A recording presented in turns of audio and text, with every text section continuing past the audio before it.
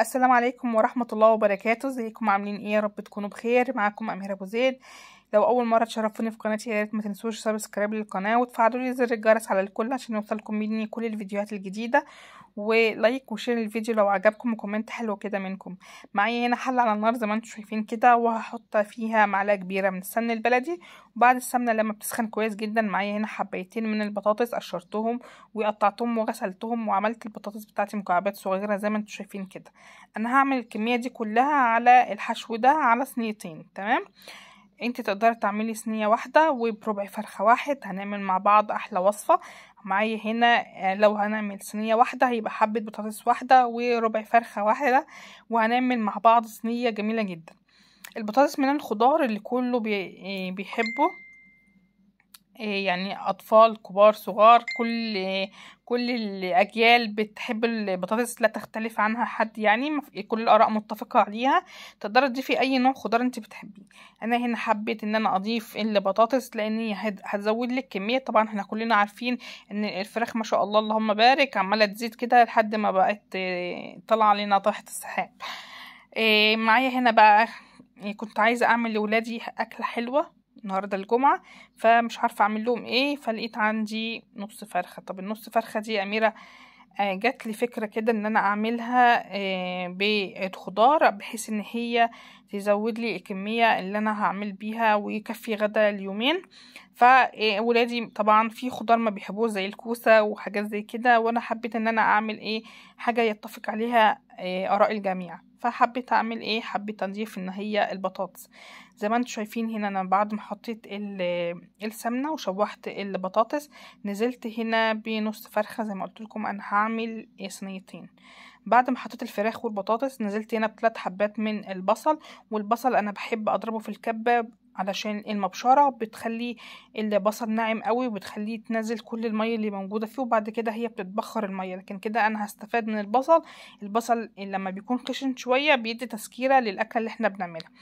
بعد كده حطيت حوالي معلقة صغيرة من الثوم المفروم الفريش ونص كوباية من المية. وزي ما انتم شايفين كده انا ما حطيتش اي ملح لسه ولا توابل للحشو اللي انا هستخدمه، وغطيت عليه وحطيته على النار متوسطة وسبته يستوي مع نفسه كده لحد ما اعمل باقي الوصفة.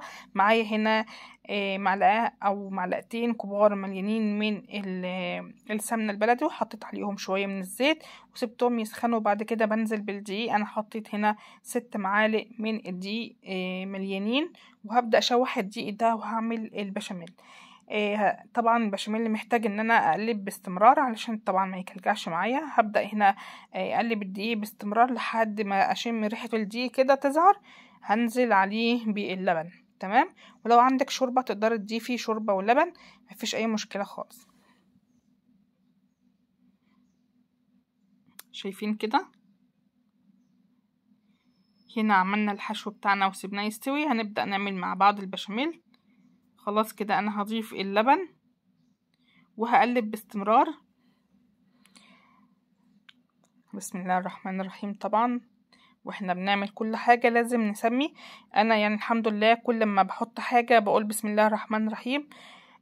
ده من يعني ذكر الله على كل حاجة. طبعا يعني كلنا عارفين ان هو ليه فايدة، ان هو اولا بيبعد الشيطان، بيبارك في الحاجة اللي معانا، وربنا يحفظنا جميعا يا رب من شياطين الانس والجن. هنا انا حطيت شويه من الملح واظبط الملح بتاع البشاميل. حطيت شويه من الفلفل الاسود، وهجيب كمان مكعب من المرق. لو مش بتحبيه تقدري تستغني عنه خالص. وهبدا كده اقلب باستمرار زي ما انتم شايفين لحد القوام بتاع البشاميل بتاعي ما يديني النتيجه المطلوبه. تمام كده. هنا المكعب انا بفركه كده علشان يدوب معايا في البشاميل.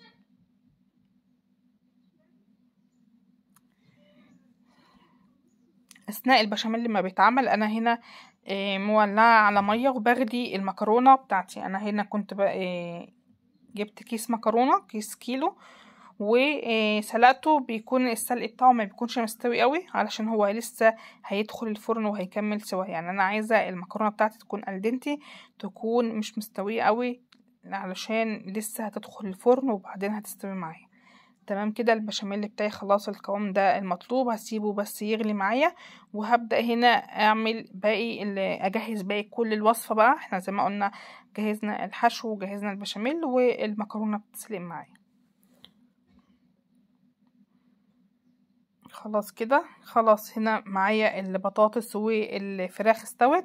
هبدأ بقى اضيف هنا التوابل بتاعتي، عبارة عن بحط هنا معلقة صغيرة من بهارات الفراخ ورشة من الكاري. تمام كده، وبحط شوية من بهارات انا عاملاها في البيت كده تشكيلة، او ممكن نحط 7 بهارات. بحط رشة من الفلفل الاسود، وطبعا نحط الملح بتاعنا. البهارات تقدري تحطي البهارات اللي انت بتحبيها، ممكن تحطي كمان رشة من القرفة، رشة من الجنزبيل، زي ما تحبي. ده التوابل اللي انا عاملاها في البيت، وزي ما قلت لك تقدري تحطي بدلها اللي هو ال7 بهارات. هنا خلاص الفراخ استوت والبطاطس استوت زي ما انتم شايفين اهوت. خلاص كده تمام، والمكرونه بتاعتي كانت سلقت خلاص معايا. هبدا بقى اجيب الصينيه اللي انا هستخدمها وهدهنها كويس بالسمن البلدي كده علشان تديني طعم حلو.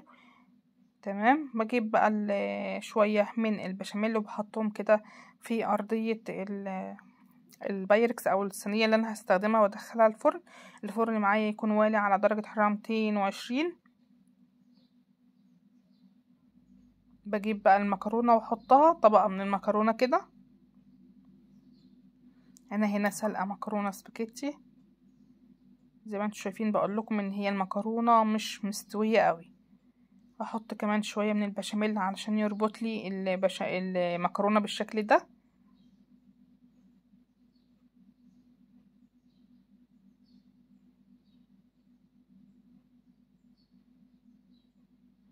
زي ما انتم شايفين كده، يعني هي ما اخدتش معانا وقت، وبصراحه الوصفه تحفه تستاهل التجربه بجد، حلوه قوي وعجبت ولادي. وزي ما قلت لكم ان انت عملتي بربع فرخه واحده عملتي صينيه تكفي غدا عيله، يعني ان شاء الله تعمليها كده تتغدوا بيها بربع فرخه واحد بس. زي ما انتم شايفين البطاطس طبعا زي ما قلت لكم ان هي لا يختلف عليها اتنين، كل الاراء بتبقى متفقة عليها، فمش هيقولوا ان هي لا طعمها مش حلو او مش عارفة ايه او ليه انت حطيتي لنا بطاطس. تقدري ان انت تعمليها بالطريقة دي بجد هتعجبك وطعمها حلو قوي بالشكل ده.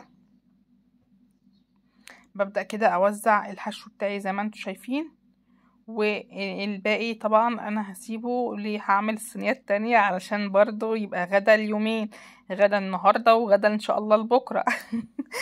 عايزين نعمل ايه، حاجة اقتصادية وفي نفس الوقت برضو ما تخليناش نقف في المطبخ كتير.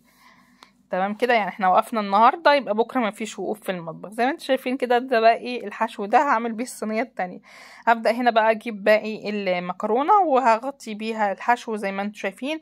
بس انا هنا في طبقه المكرونه التانية بحط كميه اقل من اللي انا حطيته في الارضيه. ببدا هنا اغطي المكرونه كده بالبشاميل. تمام كده، هوزع كده البشاميل على الوش كله.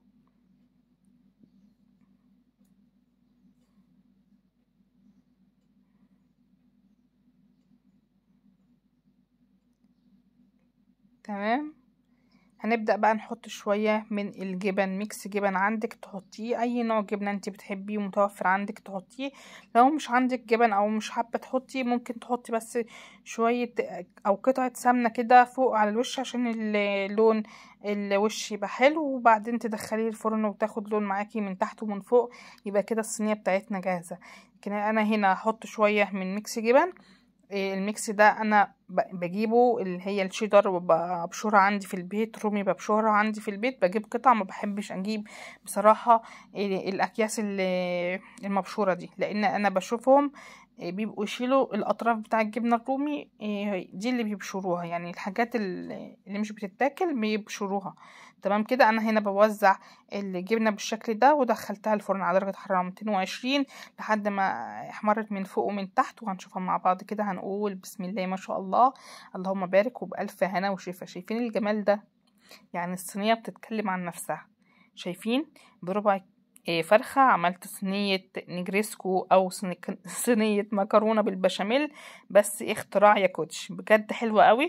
البطاطس بصراحة يعني في ميز ان هي فيها بطاطس وفي لا بصراحه، واكلوا منها وعجبتهم.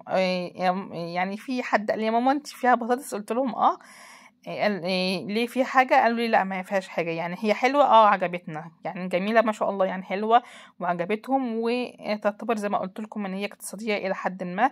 كلنا طبعا بنعاني من ارتفاع الاسعار، فالله المستعان. يعني شايفين ما شاء الله المكرونه تحفه تحفه تحفه، طعمها خرافة، طعمها جميل، لونها وشكلها قمر، بجد تستاهل 1000 لايك، مش لايك واحد، وكومنت حلو كده منكم.